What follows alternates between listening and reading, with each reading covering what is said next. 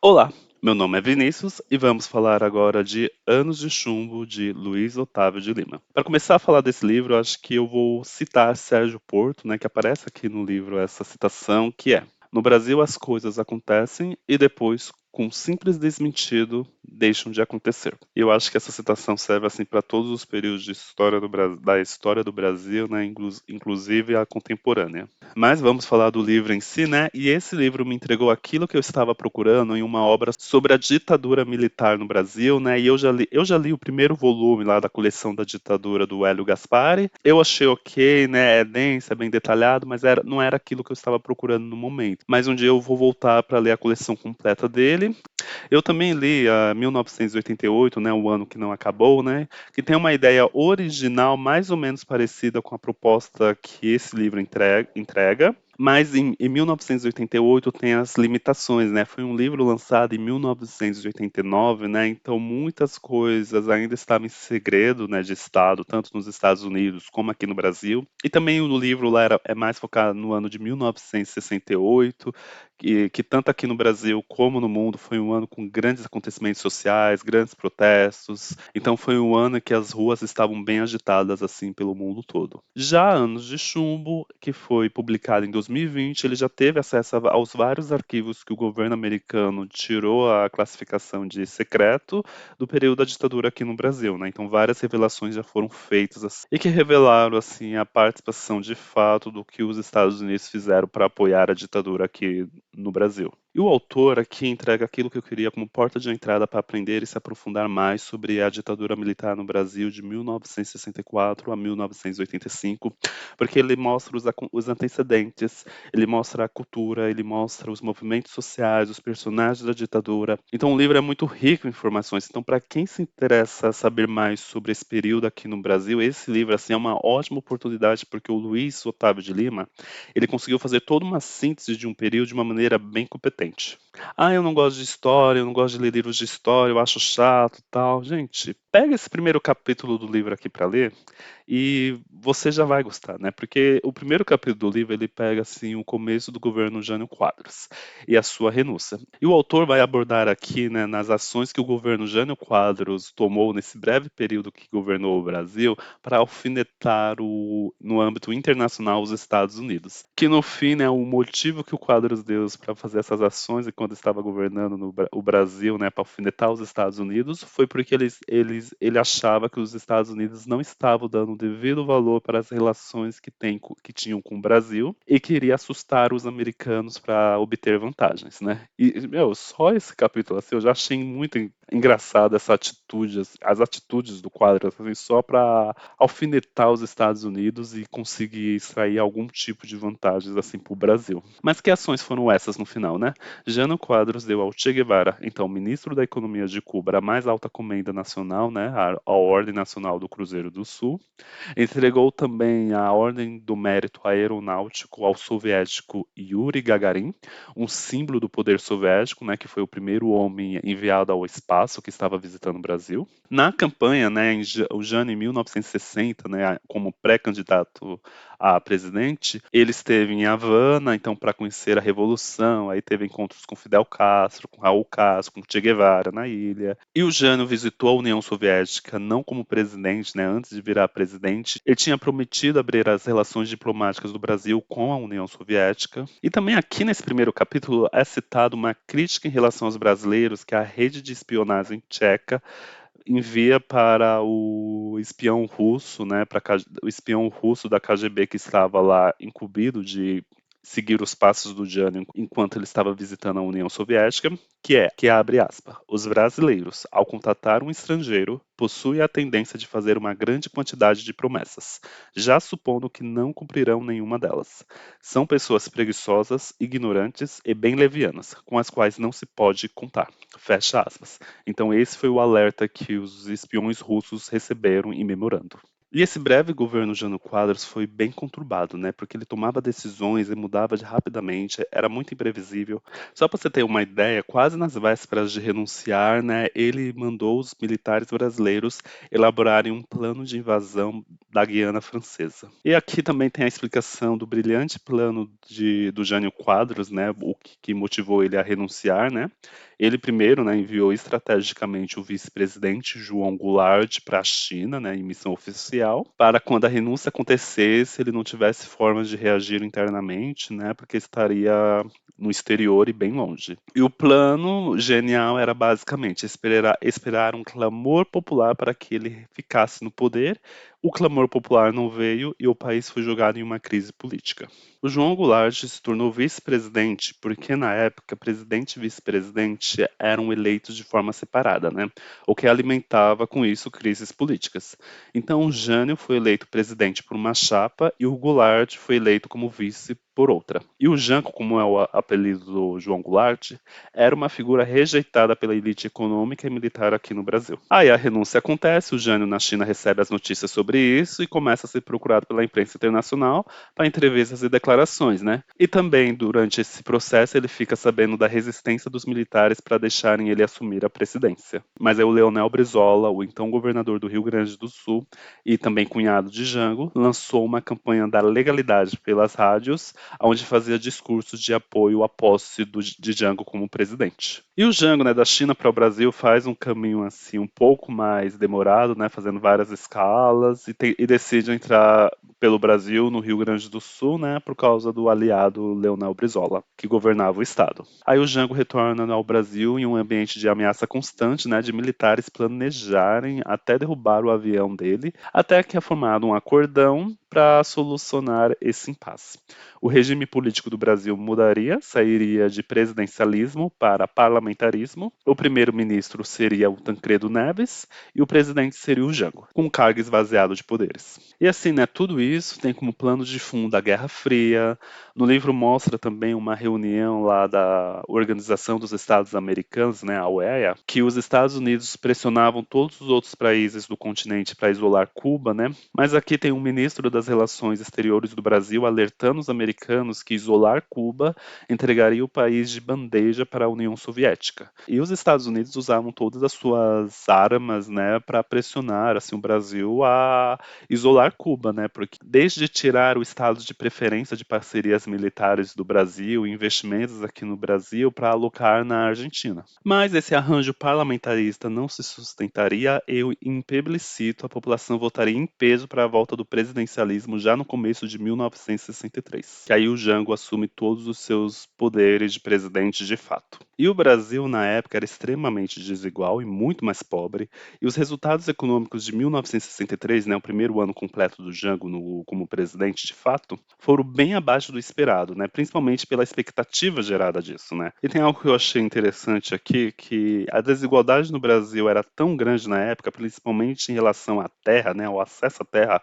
que até a UDN, que era o Partido Conservador, né, reacionário, tinha propostas em relação a isso. A UDN, que tinha como um dos principais expoentes o Carlos Lacerda, né, o governador da Guanabara, que era um ferrenho crítico do Getúlio Vargas, do JK, do Jango, e que pregava abertamente de golpes, assim, continuamente contra os presidentes, né? Assim, né, com resultados fracos na economia e alguns erros políticos, o Jango acaba tendo que se apoiar na base radical do PTB, né, liderado pelo Brizola, e com isso o clima de conspirações se aprofunda e tem o estopim com o comício das reformas de base na Central do Brasil, no Rio de Janeiro, em março de 1964. O livro traz também um dado de uma pesquisa Ibope, mantida em segredos por décadas, que mostra que o Jango era popular em algumas capitais. Nesse momento, assim, em março de 1964, nas vésperas do golpe. Inclusive, se as eleições fossem na época, o Jango seria favorito em Recife, com 60%, Salvador, com 59%, Fortaleza, com 57%, Porto Alegre com 52% e no Rio de Janeiro com 51%. E também não ia mal nas outras capitais que não conseguia a maioria dos votos, né? Em Curitiba, em São Paulo, ele tinha 41% dos votos e o menor índice ficou com Belo Horizonte com 39%. A pesquisa ainda mostra que o JK, né, o Juscelino Kubitschek, era amplamente popular e favorito para a próxima eleição que aconteceria em 1965 e que a população apoiava a reforma agrária também. Já a legalização do Partido Comunista Brasileiro, defendida por Jango, era reprovada pela maioria. E assim, a situação de março de 64 é complexa, porque mesmo com a crescente hostilidade ao Jango, né, de alguns setores militares, a maioria ainda não era unânime e resistiam em apoiar esses movimentos golpistas. Só que a situação muda em 24 de março, quando uma revolta de marinheiros, tendo como um dos líderes o cabo Anselmo, estoura no Rio de Janeiro. Uma revolta que mirava os altos escalões da Marinha. Aí chega lá, os revoltosos acabariam presos e o Jango se recusa a punir ele e os anistia. E isso foi considerado algo extremamente grave para a cúpula das Forças Armadas, né? Porque viu que essa atitude do Jango de anistiar os revoltosos estimulava a quebra da hierarquia, que é algo que as Forças Armadas mais temem. Aí, para aprofundar essa insatisfação, o Jango compareceria a uma celebração com os revoltosos no dia 28 de março, o que foi visto ainda como uma ofensa e aprofundou mais a crise ainda com as Forças Armadas, porque até então, como eu falei, a maioria dos militares eram legalistas e queriam esperar sem rupturas pelo menos até o pleito de 1965, né? Mas com várias conspirações em andamento, esse estopim de insatisfação foi usado pelos golpistas para andar com a queda do João Goulart e no dia 31 de março ele cai. Aí o Jango acaba se exilando no Uruguai e o Castelo Branco se torna presidente do Brasil e começa a ditadura militar. E no primeiro momento eles tentam pintar um clima de legalidade, que as eleições do ano seguinte aconteceriam, mas não demora muito e a verdadeira face da ditadura se mostra.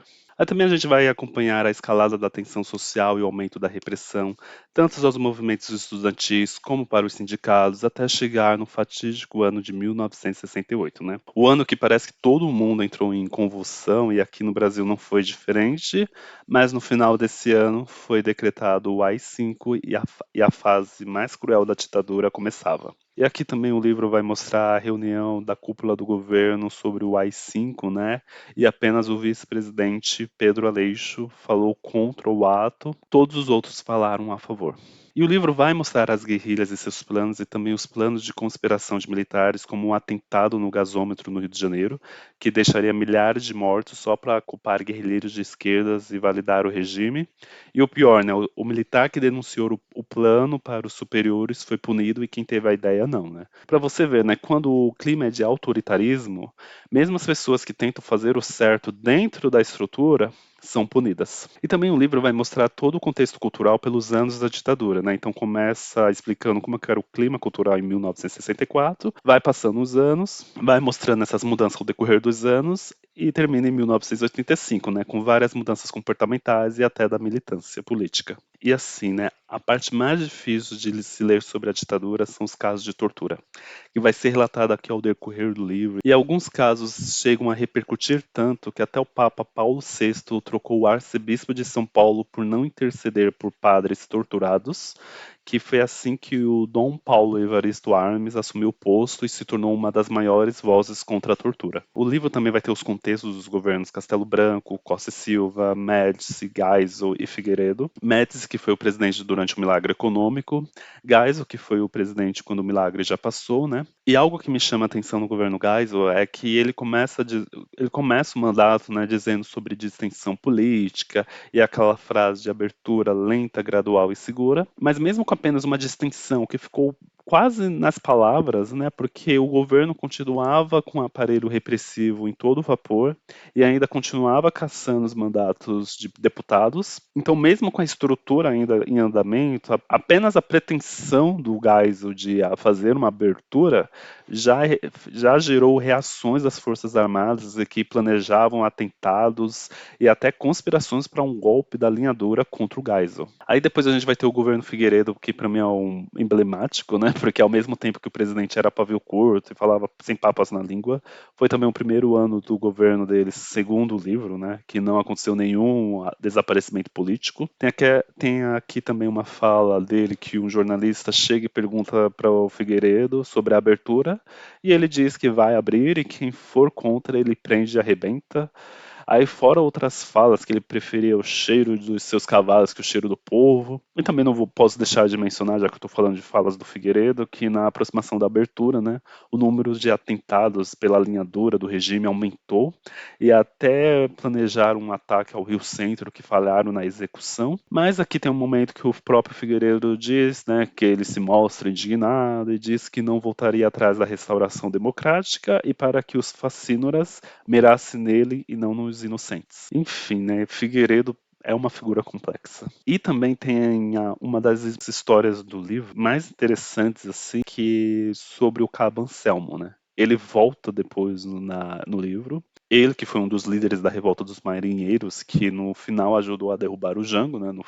Ele volta como um traidor dos militantes de esquerdas, sendo ele o motivo de mais de 100 desaparecimentos e mortos de presos políticos, né? Então, assim, a trajetória dele é muito impressionante. Ele sai dessa parte das revoltas dos marinheiros, passa por vários países do regime comunista, né, da Coreia do Norte, União Soviética, Cuba, e volta para o Brasil como um traidor. E também aqui a gente vê efeitos que a censura, a perseguição e as cassações arbitrárias dos cidadãos aqui no Brasil causava também, prejudicavam o país como um todo, né? O país estava enfrentando uma epidemia de meningite, né? Primeiro o governo Médici se negou a levar a sério essa epidemia e proibiu a imprensa de divulgar. Depois, vendo a gravidade da situação, né, o governo Gás finalmente faz alguma ação contra a epidemia, mas a Fundação Oswaldo Cruz, né, que produzia as vacinas, teve todos os pesquisadores caçados. E o governo teve que comprar as vacinas do exterior e, além disso, teve que gastar em campanha de divulgação da vacinação para compensar os anos de proibição de divulgação da epidemia de meningite pela imprensa profissional. Esse é só o caso mais emblemático das perseguições políticas, né? Imagina o quanto o Brasil foi prejudicado com profissionais de diversas áreas sendo perseguidos, fugindo do Brasil ou caçados dos seus empregos. Algumas dessas pessoas que fugiram do Brasil colaboraram com o desenvolvimento de outras nações, né? Até os Estados Unidos aceitavam professores de ponta que aqui no Brasil eram perseguidos pela ditadura. Aí o autor vai abordar essa questão de a censura no geral, a evolução dela, o aprofundamento dela e até o fim definitivo. Também vai mostrar a criação dos novos partidos, em especial o PT, a movimentação das diretas já, o sofrimento do Tancredo Neves e a chegada do Sarney à presidência. Enfim, gente, o livro é completo. Vale muito a pena ser lido e admiro muito esses autores que escrevem livros de história para o público em geral, né? Infelizmente, o Luiz Otávio de Lima morreu um pouco antes da publicação desse livro, então perdemos um talentoso autor que soube entregar uma síntese de um período tão longo e complexo, mas sem deixar nada de fora, né? Parece até um livro detalhado do regime, porque ele consegue abordar muitas questões apenas nesse livro. Com certeza eu vou procurar outras obras que ele fez sobre história para ler. Enfim, gente, vou ficando por aqui. Fica essa indicação assim, gente. O que eu falei aqui não é nem um terço da grandiosidade que o livro possui. Ele é um livro muito bom. Ele serve sim como porta de entrada para você entender todo esse contexto histórico lá da ditadura militar, a evolução dela e também como que o desdobramento para a queda dela no final. Muito obrigado para quem assistiu até aqui. Até.